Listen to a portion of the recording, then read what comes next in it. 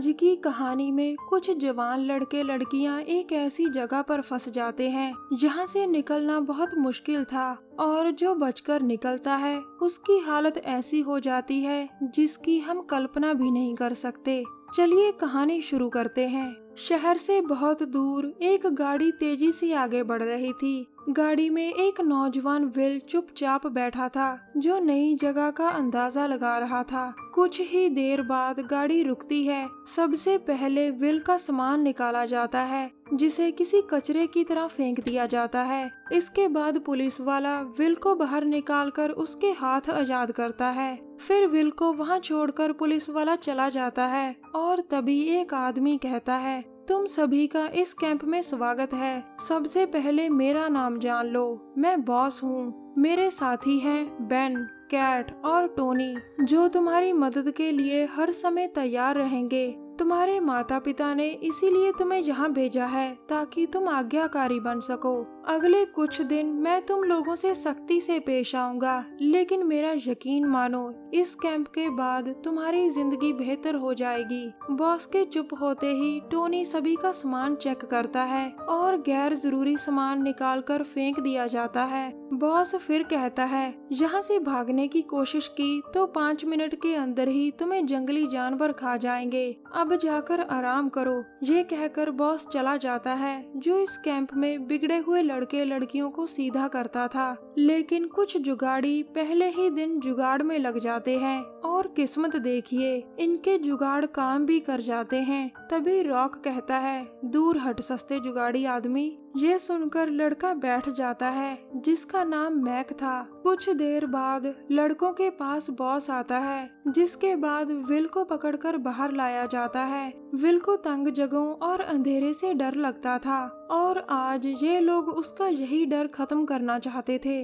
लेकिन विल के ज्यादा डर जाने के कारण उसे छोड़ दिया जाता है। अगले दिन सुबह कैट बदतमीजी से लड़कियों को उठाती है और बेन गालियां देकर लड़कों को उठाता है। उसी वक्त बाहर शेफ जिम्मी शहर से सामान लेकर आता है। वो कुत्तों को मीट का टुकड़ा देता है जिसे एक कुत्ता खा जाता है। कुछ ही देर बाद टोनी सभी बाहरी लोगों से काम ले रहा था और तभी रॉक की नजर मरे हुए कुत्ते पर पड़ती है। दूसरी तरफ किचन में जिम्मी खाना तैयार कर रहा था और तभी टोनी उसके पास आकर खाने को टेस्ट करता है। बॉस और उसके साथी मीट खाने के बहुत शौकीन थे। वो तीनों वक्त मीट ही खाते थे। कुछ देर बाद सभी दोपहर का खाना खाने वाले थे। मीट परोसा जाता है। बॉस और उसके साथियों को बाहरी लोगों को उबला हुआ आलू दिया जाता है। टोनी का जब भी मन करता था तो वो जिम्मी को जरूर परेशान करता था, इसीलिए जिम्मी खुद इन लोगों से दुखी रहता था।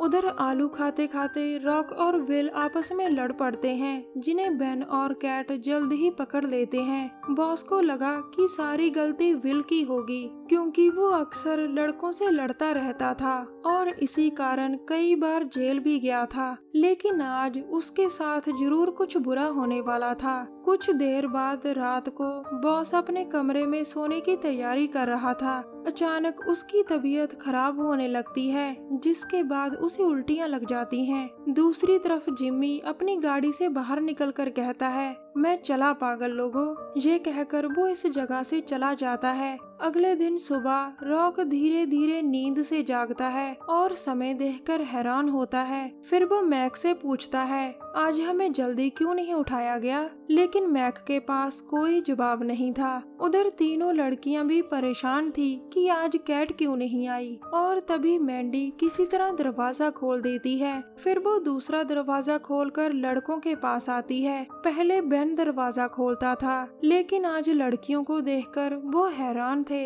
अब सभी यहाँ से भागने की तैयारी कर रहे थे, लेकिन यहाँ सिर्फ एक ही गाड़ी थी जिसे जिम्मी लेकर भाग गया था। तभी जूही कहती है, शायद ये कोई टेस्ट हो, उनकी नजर हम पर ही होगी। लेकिन जूही की बात से कोई सहमत नहीं था और वो सभी यहाँ से भागने की सोचते हैं। लेकिन नेवी को विल की चिंता थी, जिसे बॉस के कहने पर कल रात एक छोटे से तहखाने में बंद कर दिया था। नेवी उसे बाहर निकालने की कोशिश करती है, लेकिन सफल नहीं हो पाती। दूसरी तरफ स्टोर का दरवाजा तोड़कर सभी अंदर आते हैं। वो अपना और पहले से पड़ा दूसरों का सामान उठाते हैं। देखकर ऐसा लग रहा था कि जैसे उनके हाथ खजाना लग गया हो। उधर नेवी विल को बाहर निकालना चाहती थी, जिसके लिए उसे कीज की जरूरत थी, लेकिन घर के अंदर के हालात देखकर वो डर जाती है। तभी वहाँ बाकी लोग भी आते हैं और नेवी उन्हें बताती है कि शायद कैंप के लोग बीमार हैं, लेकिन सभी उसकी बात अनसुनी कर वहाँ से भागने की तैयारी करने लगते हैं। इसके बाद नेवी किसी तरह घर के अंदर आती है। वो जब बॉस के कमरे का दरवाजा खोलती है तो बॉस की हालत देखकर दूर से ही डरकर भाग जाती है। फिर वो दूसरे कमरे में आती है जहाँ टोनी और बेन की हालत भी बहुत खराब थी। अब नेवी दूसरे कमरे में कीज ढूंढ रही थी कि अचानक बॉस उसके पास आकर मदद मांगता है। उसकी हालत देखकर लग रहा था कि वो अभी गिरा और खत्म।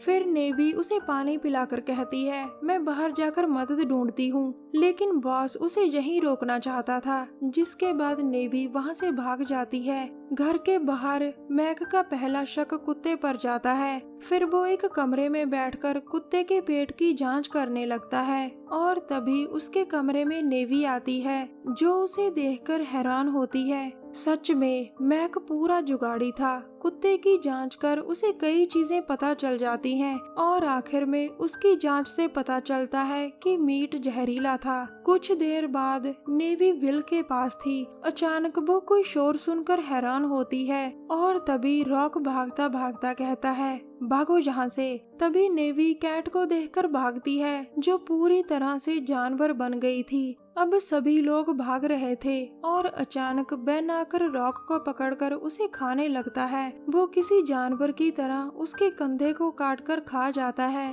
तभी मैक सभी को अपने पास आने को कहता है और मैंडी बेन पर वार कर भागती है। अब सभी मैक के पास आ चुके थे। मैंडी हर हाल में जहाँ से निकलना चाहती थी, लेकिन उसके सामने टोनी खड़ा मांस खा रहा था, जिसे देख वो चिल्लाकर भागती है। वो जल्दी जल्दी अंदर आकर दरवाजा बंद करती है। अब टोनी बाहर से पूरा जोर लगा रहा था और अंदर के लोग उसे रोक रहे थे। रॉक की हालत भी काफी खराब थी, लेकिन वो नेवी के साथ मिलकर खिड़कियां बंद कर देता है। उधर टोनी दरवाजा तोड़ देता है और तभी मैक उस पर जल्दी जल्दी वार करता है। फिर वो मैंडी के साथ मिलकर दरवाजे को अच्छी तरह से बंद कर देता है। उधर बेन खिड़की से अंदर आने की कोशिश कर रहा था और रॉक उसे रोक रहा था। कैट को अंदर आने से नेवी रोक रही थी, जबकि टोनी फिर से वापस आ गया था, जिसे मैक और मैंडी किसी तरह रोकते हैं। कैट नेवी के सिर के बाल उखाड़कर खाने लगती है। तभी मैंडी रॉक से कहती है, जल्दी जल्दी मेरे पर्स से टीयर गैस निकाल कर मुझे दो। ये सुनकर रॉक उसे टीयर गैस निकाल कर देता है, जिसके बाद वो पहले टोनी को भगाती है, फिर बेन को और आखिर में कैट को। सभी दरिंदों के जाने के बाद नेवी पूछती है, जूही कहाँ है? ये सुनकर मैंडी रोने लगती है, क्योंकि उसे तो टोनी पहले ही खा चुका था जब वो रॉक के साथ जंगल की तरफ थी। कमरे के अंदर तो सभी किसी तरह बच गए थे, लेकिन विल का क्या, जो तहखाने में बंद था और जिस पर दरिंदों की नजर पड़ चुकी थी। अब वो विल को भयानक मौत देते हैं। दूसरी तरफ सभी यहाँ से भागने की सोच रहे थे। मैक उन्हें बताता है कि उसने जंगल में कहीं धुआं उठता देखा है। नेवी कहती है, मैंने भी देखा था, वहाँ जरूर कुछ शिकारी होंगे, लेकिन सवाल ये था कि उन तक पहुँचा कैसे जाए। इसके बाद मैक रॉक के कंधे को ठीक करता हुआ बताता है कि मैंने बचपन से ही बहुत सारी किताबें पढ़ी हैं। ये सभी चीजें मैंने किताबों से ही सीखी हैं। ये कहकर वो चुप कर जाता है। इसके बाद सभी छत में बने रास्ते के जरिए वहाँ से निकल जाते हैं। कुछ ही देर बाद सभी भागकर किचन में आ जाते हैं। मैक मेडिकेट को उठाकर दवाइयाँ देखने लगता है, जबकि नेवी एक तरफ जा रही थी। मैक के पूछने पर वो बताती है कि मुझे विल को बचाना है, क्योंकि वो मुझे अच्छा लगता है। वो सभी उसे समझाते हैं कि उन दरिंदों ने विल को कब का मार दिया होगा, क्योंकि वो खुली जगह में कैद था। लेकिन नेवी उनकी बात अनसुनी कर आगे बढ़ती है और बाकी अपने जख्मों पर दवा लगाने लग जाते हैं। अचानक रॉक की नजर मीट पर पड़ती है। भूख लगी होने के कारण वो मीट खाने लगता है। जब मैक की नजर उस पर पड़ती है तो वो उसे रोककर बताता है कि मेरा अनुमान है कि इसी मीट ने उन्हें जानवर बनाया है। ये सुनकर रॉक अंदर तक डर जाता है। दूसरी तरफ नेवी कीज ढूंढती ढूंढती बॉस के कमरे में आ जाती है। उधर रॉक भी मीट निकालने की कोशिश कर रहा था, लेकिन कोई फायदा नहीं होता। फिर मैक वैक्यूम से मीट निकालने की कोशिश करता है, लेकिन फिर भी कोई फायदा नहीं होता। मैंडी सभी दरवाजे अच्छी तरह से बंद कर रही थी और तभी टोनी उसके सामने आ जाता है। मैंडी उस पर टीयर गैस इस्तेमाल करती है, लेकिन वो भी जल्द ही खत्म हो जाती है। इसके बाद वो किसी तरह टोनी को रोकने की कोशिश करती है। वो उस पर हुक से भी वार करती है, जिसके बाद टोनी जख्मी हो जाता है। इसी बीच बेन और कैट भी अंदर आने की कोशिश कर रहे थे, जबकि मैक अपनी कोशिश में सफल हो जाता है। दूसरी तरफ बॉस के कमरे में नेवी कीज ढूंढ रही थी, लेकिन बॉस उसे पकड़कर मार देता है। उधर बाकी भी यहाँ से भाग रहे थे और उनके सामने भी बॉस आ जाता है। इसके बाद तो कैंप में इतनी चीखें गूंजती हैं कि दीवारों के भी कान फट जाएं। जिम्मी इन्हें केमिकल वाला मीट देकर खुद तो भाग गया था, लेकिन अब यही दरिंदे मैक और मैंडी को नोच नोच कर खा रहे थे। बेचारा रॉक भागने की पूरी कोशिश करता है। एक हफ्ते बाद शहर के एक हॉस्पिटल में रॉक मुश्किल से बच पाया था। दरिंदों ने उसके शरीर के हर हिस्से को नोच डाला था, फिर उसे मरा समझकर छोड़ दिया था, लेकिन जंगल में आए लोगों ने उसे बचा लिया था। वो मौका देखकर बेड से नीचे उतरता है। फिर वो अपना चेहरा देखने की कोशिश करता है और तभी हॉस्पिटल का आदमी आकर उसकी मदद करने लगता है। रॉक का खूनी चेहरा देखकर वो बुरी तरह से डर जाता है। आखिर में दोस्तों, जब इंसान जानवर बनता है तो वो सारी हदें पार कर देता है।